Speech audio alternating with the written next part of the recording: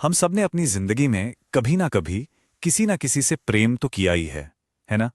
ये एक ऐसी भावना है जो हर किसी को छूती है, चाहे वो एक माँ का अपने बच्चे के लिए प्यार हो, एक ज्ञानी का ज्ञान के लिए, या एक कलाकार का अपनी कला के लिए। पर जरा एक मिनट रुकते हैं और सोचते हैं, जिस गहरी भावना को हम प्रेम कहते हैं, क्या वो वाकई में प्रेम है? या कहीं ये कुछ और तो नहीं, जो दिखता तो बिल्कुल प्रेम जैसा है पर असल में है नहीं? चलिए आज इसी सवाल की गहराई में उतरते हैं। तो सबसे पहले उन चीजों को देखते हैं जिन्हें हम आम तौर पर प्रेम का नाम दे देते हैं। देखिए, ये कुछ बहुत ही आम उदाहरण हैं। जैसे एक माँ बाप को अपनी संतान से गहरा लगाव होता है, एक विद्वान अपने ज्ञान के लिए सब कुछ न्यौछावर कर देता है, और एक कलाकार अपनी कला में पूरी तरह डूब जाता है। ये सभी बहुत ही पावरफुल फीलिंग्स हैं। पर यहीं पर एक बहुत बड़ा सवाल खड़ा होता है, क्या ये सच में प्रेम है, या फिर ये मोह भी तो हो सकता है? और यकीन मानिए, ये एक ऐसा विचार है जो प्रेम के बारे में हमारी पूरी की पूरी समझ को हिला सकता है। तो फिर प्रेम और मोह में आखिर फर्क क्या है? इस पूरी बातचीत का सबसे जरूरी हिस्सा इसी फर्क को समझना है, और इसका जवाब एक बहुत ही सिंपल कॉन्सेप्ट पे टिका है, और वो अंतर है बंधन का। जी हां, बंधन।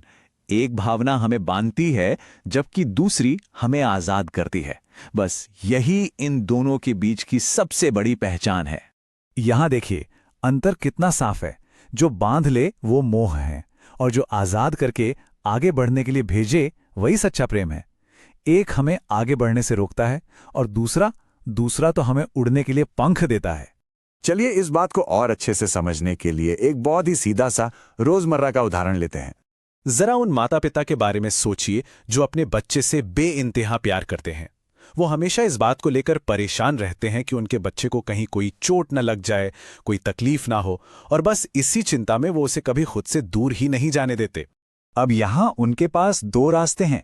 पहला है मोह का रास्ता, जहां वो अपनी चिंता के कारण बच्चे को घर में बांध लेते हैं, उसे बाहर की दुनिया से दूर कर देते हैं। और दूसरा है प्रेम का रास्ता, जहां वो बच्चे को अपनी परछाई से बाहर निकलकर दुनिया को देखने और उसे खुद समझने का मौका देते हैं। क्योंकि अगर ये सच में प्रेम होता तो वो चाहते कि उनकी संतान अपने खुद के अनुभवों से सीखे, दुनिया को समझे, ज्ञान पाए और अपनी एक मजबूत पहचान बनाए, भले ही इसके लिए उसे थोड़ी बहुत तकलीफें ही क्यों ना उठानी पड़े। अब ये जो प्रेम और मोह का चुनाव है, इसका असर सिर्फ हमारे कामों पर नहीं बल्कि हमारी भावनाओं पर भी बहुत गहरा पड़ता है। और ये बात बहुत बहुत जरूरी है। हमेशा याद रखिए, मोह से हमेशा डर पैदा होता है, खोने का डर, चोट लगने का डर, जबकि प्रेम से सिर्फ और सिर्फ आनंद पैदा होता है। तो किसी भी रिश्ते में बस ये देखना होता है कि उस भावना से डर महसूस हो रहा है या आनंद। जवाब अपने आप सामने आ जाएगा कि वो प्रेम है या फिर मोह। तो इस पूरी बातचीत का निचोड़ क्या है, मतलब हम इससे क्या सीख सकते हैं? सिद्धांत बहुत ही सरल है। किसी को भी अपने डर या अपनी जरूरतों के लिए बांधना नहीं है।